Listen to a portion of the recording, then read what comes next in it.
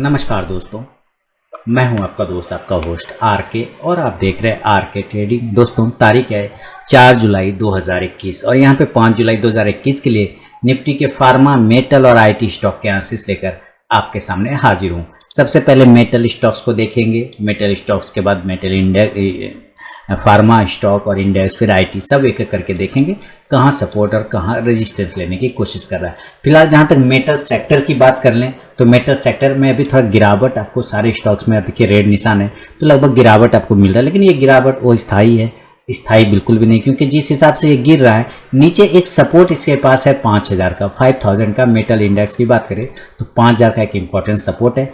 एक बार अगर यहाँ पर आ जाता है तो यहाँ से फिर तेज बाउंस होने के चांस बनेंगे, लेकिन अगर ये यहीं पर से 5200 के ऊपर से यानी 5200 के ऊपर से अगर ये निकल जाता है मेटल इंडेक्स, देन फिर फार्म मेटल के सारे स्टॉक्स में आपको प्रॉफिट आता हुआ, मूवमेंट आता हुआ आपको दिखाई दिखाई देगा। ठीक है, थोड़ा सा गला में फंस गया था।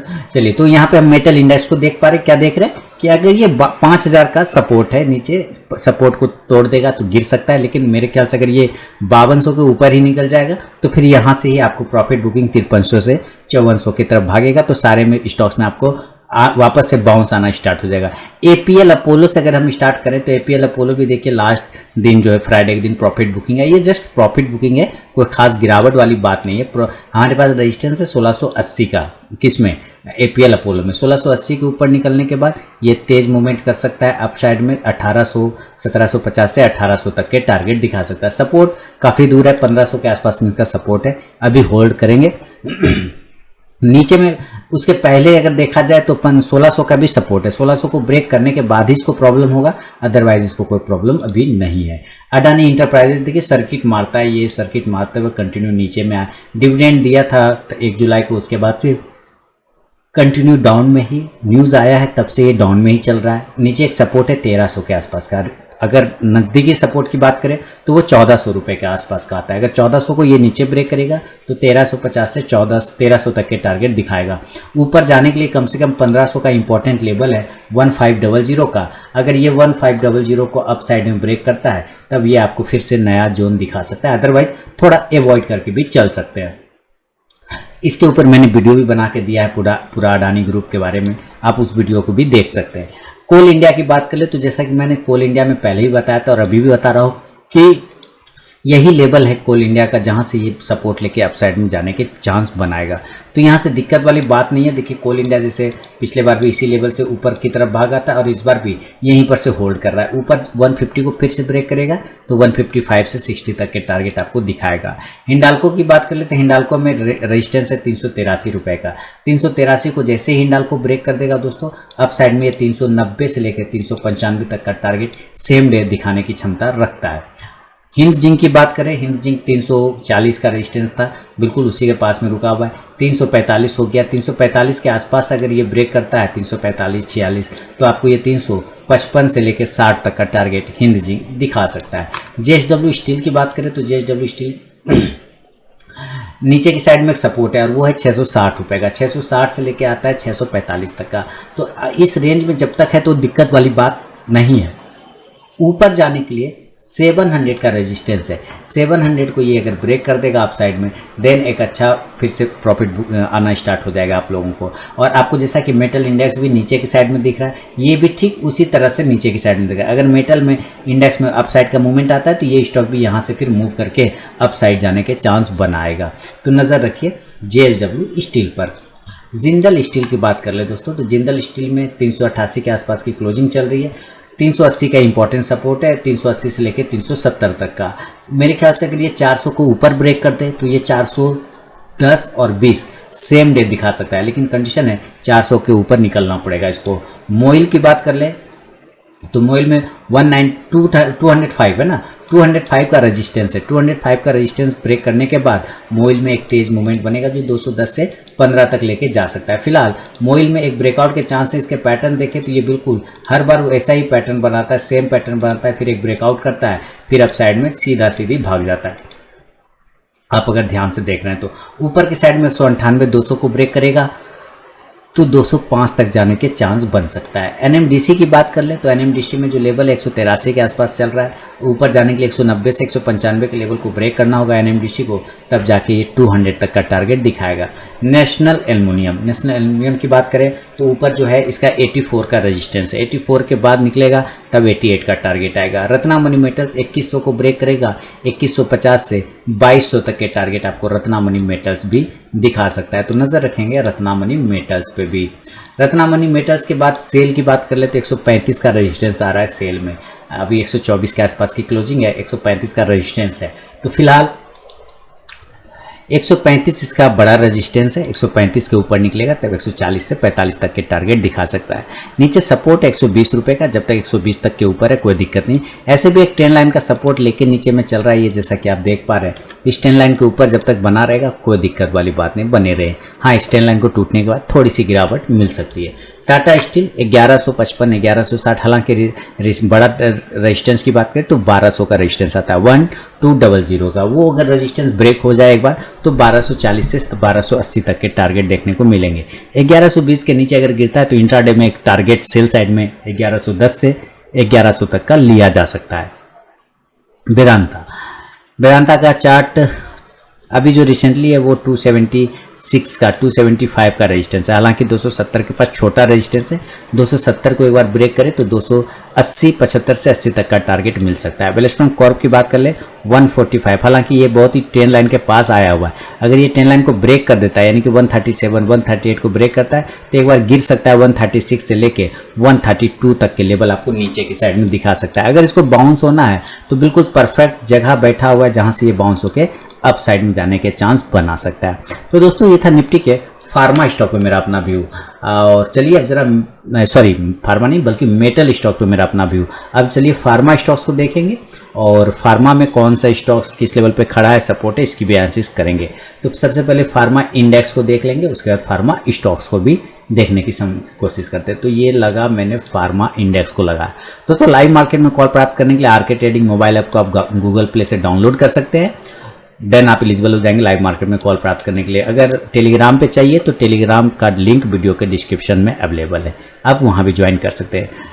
फार्मा इंडेक्स में क्या देख रहे हैं कि देखिए सारे स्टॉक्स में आपको मूवमेंट मिले, तो फार्मा में फिर से रिकवरी आया, नीचे से एक हाई लगाने के बाद 14,500 का हाई लगा के गिरावट आया इंडेक्स में, उसके बाद उसने रिकवर किया और अब उसके ऊपर सस्टेन कर रहा है क्लोजिंग के पास में, है ना, बिल्कुल बेहतरीन तरीके से सस्टेन कर रहा है। अब हमारे पास जो रजिस्टेंस है वो है 14,600 के आसपास का, तो एक बार ये 14,600 के ऊपर अगर निकलता है तो फार्मा में और भी आपको मूवमेंट आता हुआ दिखेगा। इनकी फार्मा के मूवमेंट अभी भी बाकी, लेकिन याद रखिए अगर ये 14,400 के नीचे गिर जाता है देन फार्मा के सारे प्रॉफिट बुकिंग फिर स्टार्ट हो जाएंगे और 1-2 दिन तक फिर आप प्रॉफिट बुकिंग भी देख सकते हैं। इसके हिसाब से अगर हम बात करें तो ऑरबिंदो फार्मा से स्टार्ट करते हैं। और ऑरबिंदो फार्मा क्या बता रहा है, ऑरबिंदो फार्मा ने बेहतरीन ब्रेकआउट दिया, 972 इसका रेजिस्टेंस था, उसके ऊपर निकला तो 1010-13 का हाई लगा दिया। अब रेजिस्टेंस जो है उसका 1020 का है, अब जो बड़ा रेजिस्टेंस है वो 1020 का है, 994 के आसपास की क्लोजिंग है। हमें इससे अभी कोई लेना देना नहीं, लेना देना तब होगा जब अब ये 1000 के लेवल को ब्रेक कर 1020 के लेवल को ब्रेक करेगा, तब हमें लेना देना स्टार्ट हो जाएगा और 1040 तक का टारगेट आपको आराम से मिल जाएगा। हालांकि एक ट्रेंड लाइन का ब्रेकआउट आया लेकिन ब्रेकआउट सस्टेन भी कर रहा है, दोबारा अगर इसके ऊपर निकले, लेकिन रिजेक्शन भी काफ़ी हेवी है, तो इस रिजेक्शन के वजह से थोड़ा सा अवॉइड करने के लिए बोल रहा हूँ कि हाँ अगर ये दोबारा से 1000 के लेवल को ब्रेक करे तो 1010-20 का टारगेट आपको मिल सकता है और 1020 के ऊपर निकलने के बाद 1040 का टारगेट। बायोकॉन ठीक है, कोई दिक्कत वाली बात नहीं, बड़ा रेजिस्टेंस जो है वो 420 रुपये का है और इस पर मैंने पूरा डिटेल वीडियो बना के दिया कि 420-25 ये सब रेजिस्टेंस जोन, अगर इसके ऊपर ये निकलता है देन आप एक बड़ा मूवमेंट आता हुआ देखेंगे, 440 तक लेके जा सकता है। तो 425 के ऊपर निकले 440 तक का एक टारगेट बन सकता है। रिसेंटली अगर ये ब्रेकआउट कर देता है तो अब भी मूवमेंट स्टार्ट कर सकता है और वो ब्रेकआउट आना चाहिए, जल्दी आना चाहिए मेरे ख्याल से। अगर फार्मा इंडेक्स में मूवमेंट आएगा तो इस स्टॉक में भी मूवमेंट आना चाहिए। ऊपर 416, 17, 18 ये सब रेजिस्टेंस है, उसको ब्रेक करेगा तो 425 तक का टारगेट बना सकता है। कैडला हेल्थ केयर की बात करें 660 के ऊपर निकलेगा कैडला तभी पोजीशन बनाएंगे, अदरवाइज पोजीशन नहीं बनाएंगे। 660 के ऊपर निकलेगा 680 का टारगेट देगा। सिप्ला की बात कर ले, सिप्ला ने 1000 के लेवल को टच किया लेकिन ब्रेक नहीं कर पाया, लगभग उसी के पास में पहुंचा है। यही जोन है उसके लिए इंपॉर्टेंट रेजिस्टेंस 1000 का। 1000 को ब्रेक करेगा 1025 1050 के टारगेट बन जाएंगे। इंपॉर्टेंट सपोर्ट 960 रुपए का है सिप्ला में। डिवीज लैब की बात कर लें तो काफ़ी अच्छा ब्रेकआउट मिला है डिवीज लैब, काफ़ी अच्छा ब्रेकआउट मिला डिवीज लैब में। और 4200 के ऊपर मैंने 4300 और 4400 का टारगेट दिया था, वो सब ब्रेक करके अब देखिए ये 4600 तक जाने की तैयारी कर चुका है। यानी 4500 का जो रेजिस्टेंस था वो भी ब्रेक हो गया। 4500 का यहाँ पे मैंने दिया भी था कि 4500 के ऊपर निकलेगा तो ये 4400 के ऊपर निकलेगा तो 4500 का टारगेट देगा, लेकिन इतना जल्दी दे देगा ये नहीं पता था। अब ये 4600 के टारगेट भी देने की क्षमता रखता है। हालांकि हो सकता है थोड़ा प्रॉफिट बुकिंग आपको देखने को मिले, लेकिन उससे टेंशन वाली बात नहीं। अगर दोबारा से 4530 को ब्रेक करे तो 4600 के टारगेट सेम डे दिखा सकता है। डॉक्टर रेड्डी को मैं बार बार कह रहा था कि भाई कितना के ऊपर निकलेगा तब पोजीशन बनाना है, तो 5500 के ऊपर मैं बार बार कह रहा था 5500 के ऊपर निकलेगा पोजीशन बनाइए, 5600 के टारगेट लीजिए। इसने निकलते के साथ 5600 दिया और हाई भी बिल्कुल 5600 के आसपास का ही रुका हुआ है। अब देखिए 5600 बहुत ही क्रूशल लेवल है। 5600 यानी 5600 का इंपॉर्टेंट लेवल है, वो ब्रेक करेगा तो 5700 का टारगेट, अदरवाइज थोड़ी प्रॉफिट बुकिंग मिलेगी। ग्लेनमार्क फार्मा 1.5% का पॉजिटिव मूवमेंट रहा। इसका आईपीओ भी आने वाला है जुलाई मंथ में। तो ग्लेनमार्क फार्मा में जो रेजिस्टेंस लेवल है वो है 670 से 72। ग्लेनमार्क लाइफ साइंसेस का आएगा, ग्लेनमार्क फार्मा का आईपीओ नहीं आएगा। ग्लेनमार्क फार्मा तो ऑलरेडी है ही, लाइफ साइंसेस इसका है, वो सब्सिडी वो आएगा।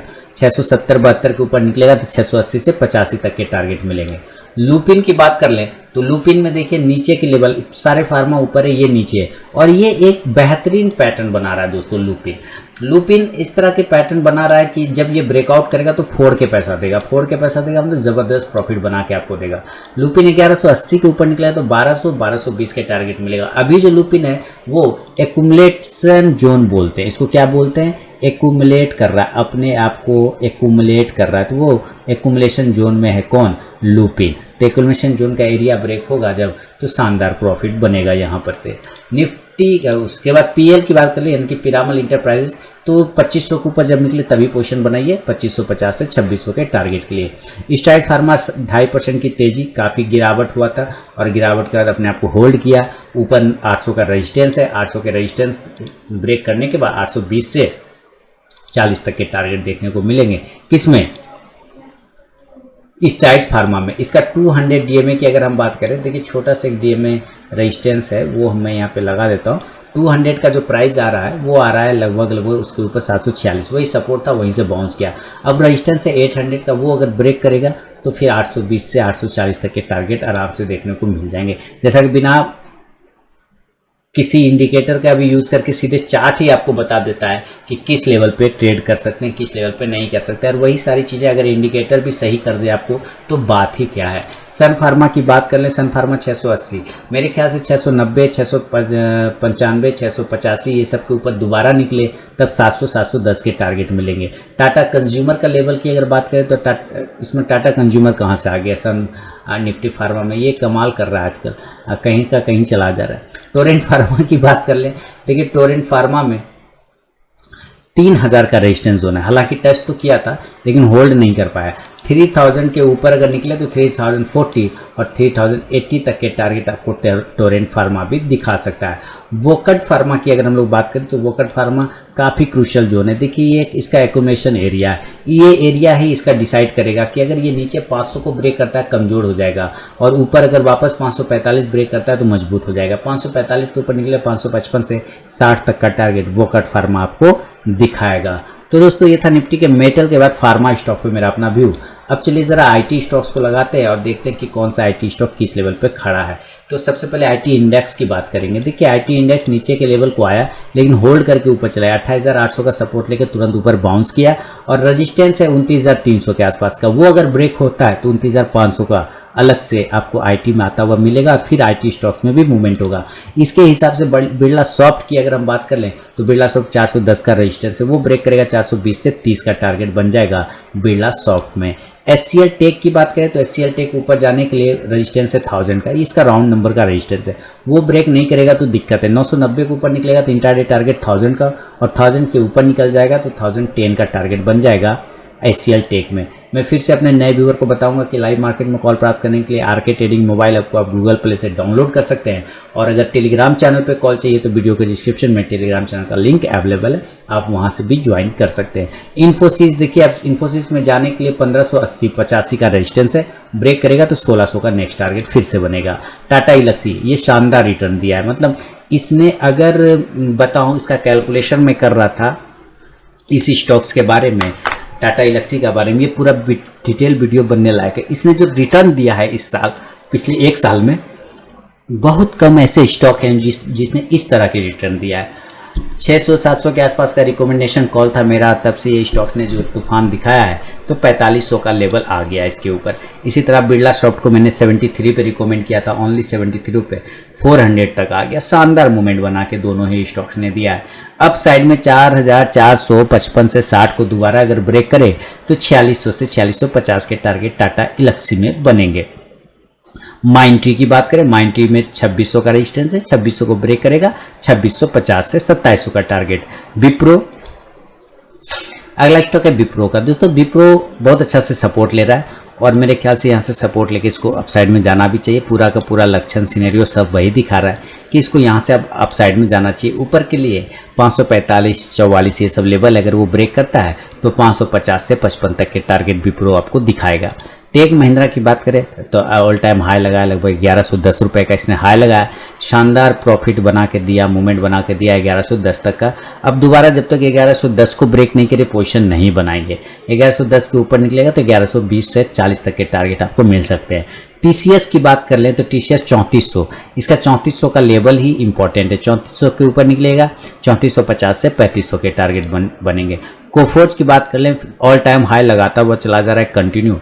इसने जो हाई लगाया यानी कि फ्राइडे को 4256 रुपये का, वापस उसी लेवल को ब्रेक करेगा तब 4300 से 4400 के टारगेट बनेंगे। इन्फो एज 5000 के ऊपर मैं बार बार बोल रहा था बाय कर लो 5000 के ऊपर। जैसे ही स्टॉक्स ने 5000 के ऊपर निकला, देखिए क्या मूवमेंट दिया, सीधे 5400 लगा दिया। अब ये 5400 के ऊपर निकलेगा तो आपको 5550 तक के टारगेट बन सकता है। LTI की बात करें, L&T इन्फोटेक, तो थोड़ा सा सस्टेन कर रहा है। 4100 के ऊपर रेजिस्टेंस है, 4100 के ऊपर ब्रेक करेगा तो 4150 से 4200 के टारगेट। एम्फासिस ने भी काफ़ी दिनों बाद मूवमेंट दिया लेकिन फिर प्रॉफिट बुकिंग आ गया, खैर उससे कोई दिक्कत नहीं है और कॉस्ट टू कॉस्ट ही है। 2200 के ऊपर दोबारा निकलेगा तो हमारे लिए टारगेट बनेंगे 2240 से 2280 तक का। नीचे अगर ब्रेक करेगा 2110 को सेल करके ये 2080 तक आ सकता है। जस्ट डायल में 1.5% का मूवमेंट, ऊपर जाने के लिए 1020 को फिर से ब्रेक करना होगा, देन 1040 का टारगेट। हैप्पीएस्ट माइंड को देखें, हैप्पीएस्ट माइंड जो है शानदार मूवमेंट है, IT सेक्टर का स्टॉक है। 1240 का रेजिस्टेंस है, 1240 के ऊपर निकलेगा देन आपको 1300 तक के प्रॉफिट बना के दे सकता है हैप्पीएस्ट माइंड।